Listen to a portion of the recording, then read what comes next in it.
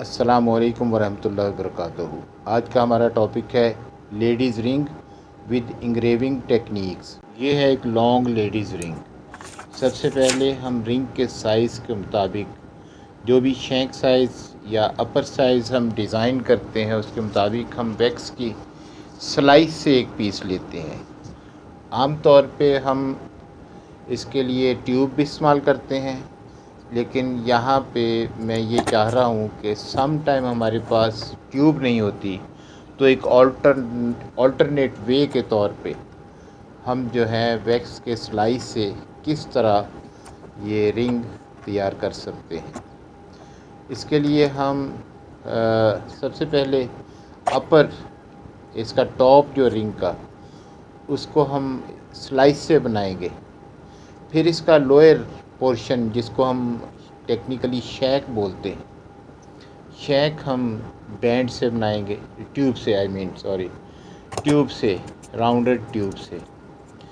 तो हमने एक ख़ास थिकनेस की जो भी हमारे डिज़ाइन के मुताबिक जितना हमें उसमें कर्व चाहिए उसके मुताबिक हमने एक पीस स्लाइस से, ब्लू वैक्स की स्लाइस से पीस काट लिया जी, उसका सेंटर मार्क कर लिया और बिल्कुल उसके सेंटर से हमने फाइलिंग शुरू कर दी। ये कोर्स फाइल है, रफ़ फाइल, ताकि हमें यहाँ पे ज़्यादा जो है वो वैक्स को रिमूव करना है।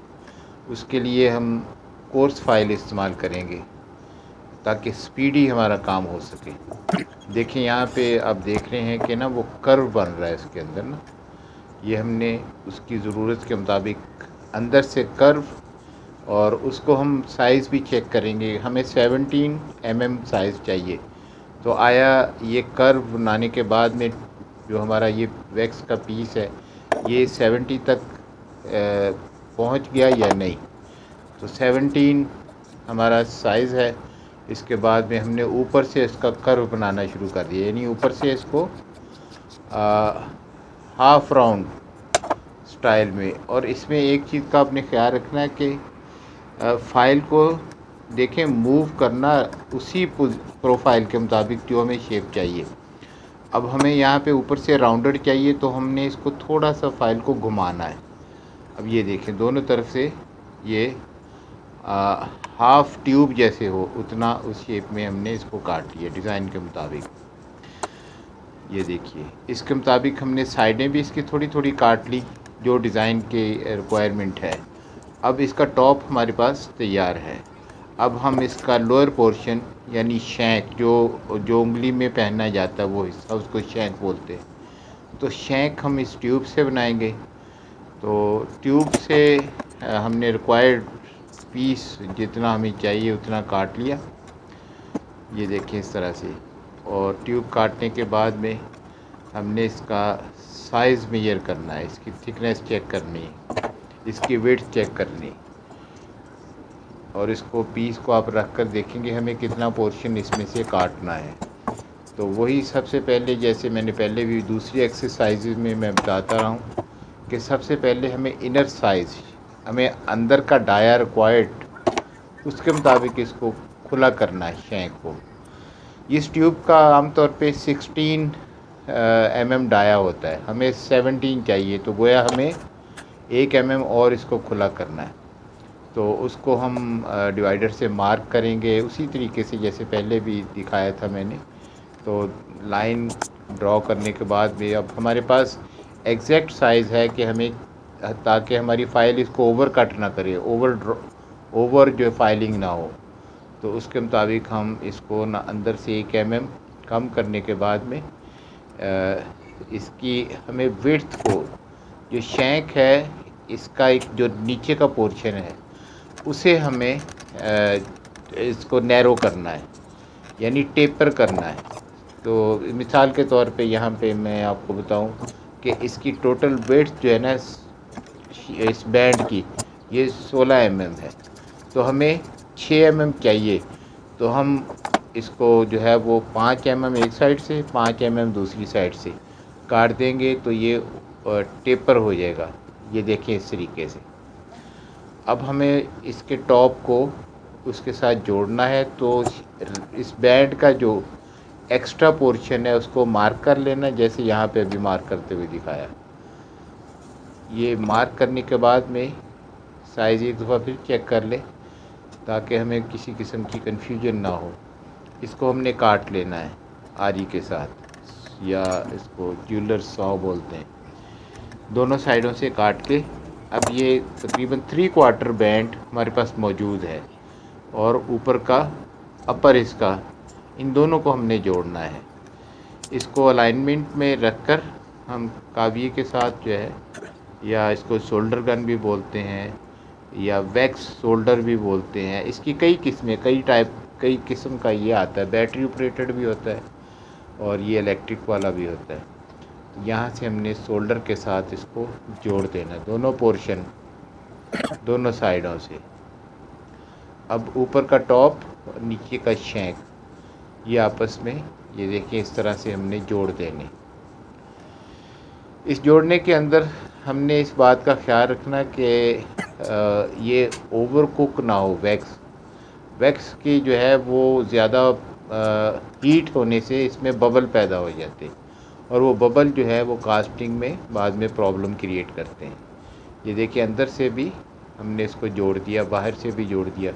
अब ये टांका मज़बूत लग गया, बिल्कुल ऐसे जैसे वेल्डिंग वालों का टांका होता है ना, इस तरीके से ये शोल्डर गन से, क्योंकि वैक्स ने तो जस्ट पिघलना है और जुड़ जाना है। ये देखिए यूँ। और उसके अलावा एक्स्ट्रा भी अगर कहीं पे कोई ऐसी ख़राशें हैं या कोई ओवर कट लगा हुआ है, कहीं और मार्क आ गया, उसको भी आप फिल कर सकते हैं, क्योंकि वैक्स का एक ड्रॉप आपने गरम गरम ड्रॉप वहाँ पे डाल देना है तो उसमें चिपक जाना है। तो ये आपकी वैक्स रिपेयर करने के लिए भी इसी टूल को हम यानी काविये को या वैक्स शोल्डर को हम इस्तेमाल करते हैं।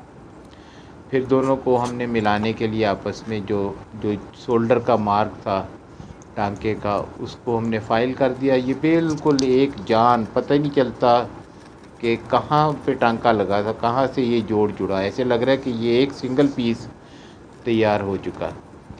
उसके बाद में बाहर से हमें इसको फिनिश करना है।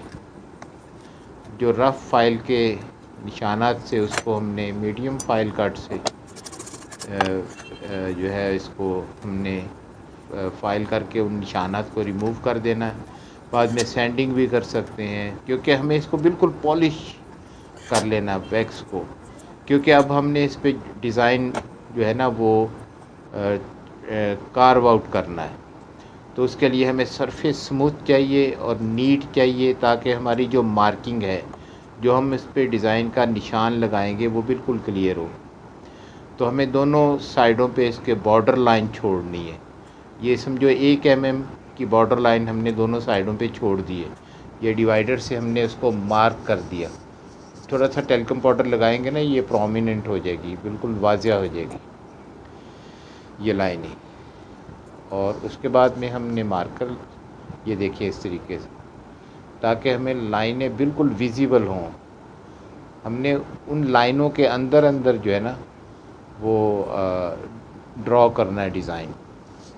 ये देखिए मार्कर से आप या पॉइंटर से, क्योंकि पॉइंटर की निप वो बिट थोड़ी सी बारीक होती है, तो पॉइंटेड होती है, उससे करना ज़्यादा बेहतर है। अब उसको हमने जो निशान लगाया था उसको हमें इंग्रेवर के साथ उस मार्किंग के मुताबिक इंग्रेवर से हमने इसको कार्व आउट कर लिया। ये देखिए इस डिज़ाइन को इस तरह से, ये आपको निशान नज़र आ रहे हैं, ये देखिए ये डिज़ाइन हमने ड्रॉ कर लिया। अब ये हमने स्क्राइबर से इसको लाइनें लगा दी कि यहाँ पे एक कर्व आएगा इस तरीके से।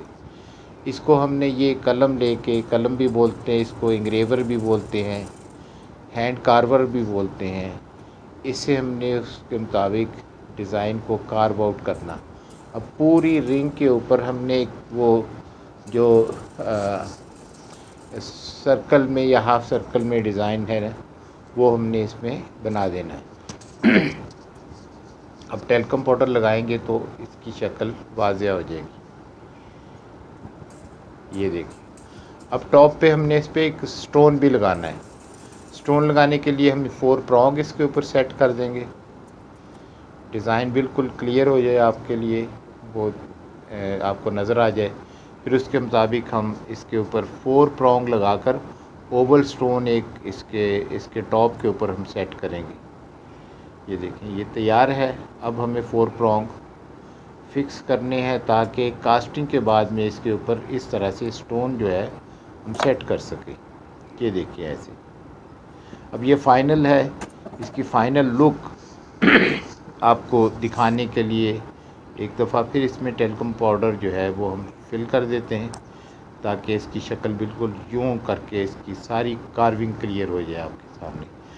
This is final and ready to go for casting. अल्लाह हाफिज़।